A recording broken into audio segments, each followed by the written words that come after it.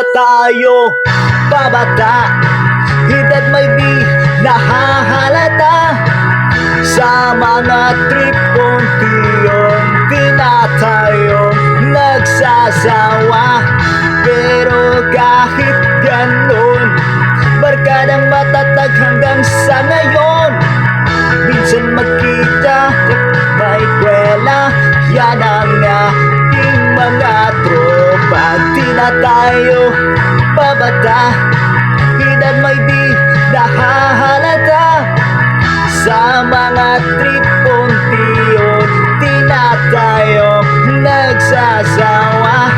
Pero kahit ganon, barkadang matatag hanggang sa ngayon. Minsan magkita may kwela, yan ang ating mga tropa.